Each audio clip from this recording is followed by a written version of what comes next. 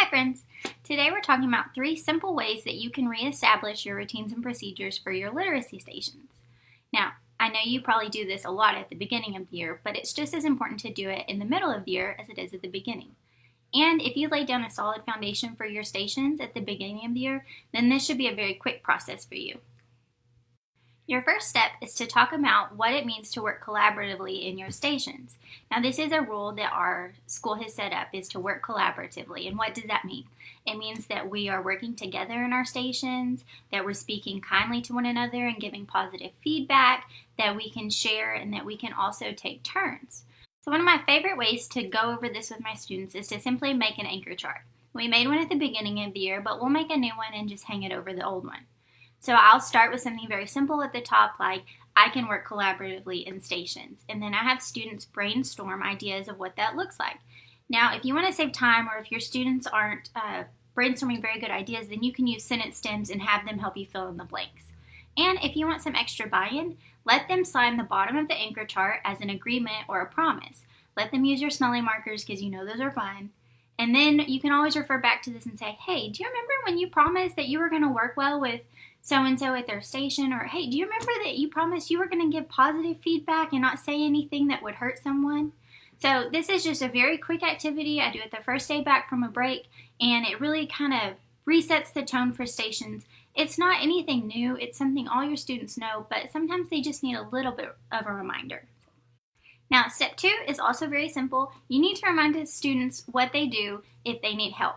Now, I like to remind my students that the reason they're doing stations, independent stations, is so that I can be doing a guided reading group and helping people in their class learn how to read. And so if I'm going to be doing a guided reading group, they need to be able to figure out what to do if they need help on their own first. So like many classrooms, I have the rule ask 3 people before me. And then if they still have problems, then they can come see me.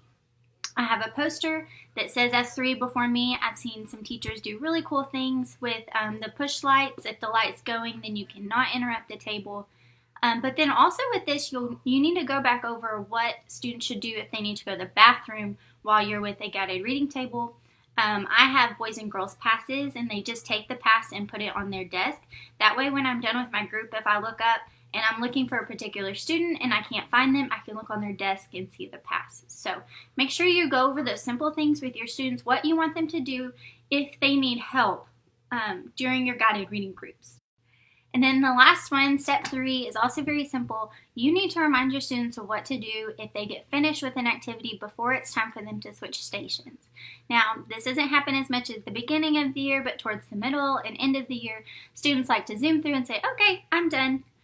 So I always like to have plenty of extra activities for them to do, and I re-explain these in the middle of the year. If you finish this pocket chart, then you can go and try this puzzle, or if you finish this game on your own, then you can partner up and do it with a partner. So make sure you're reminding your students of all the things that they can do when they finish an activity, so they're not wasting time in their stations, because if they're wasting time or feel like they're done and don't have anything to do, that's usually when behavior problems occur. So I just very quickly go back over all the things they can do when they're finished with the station, but it's not quite time for them to switch station activities yet. So that's it. That's my 3 easy steps to reestablishing procedures and routines in your literacy stations. It won't take you too long, but I promise if you lay down this groundwork, coming back from a break is going to be so much easier and help your literacy stations and guided reading table run that much smoother.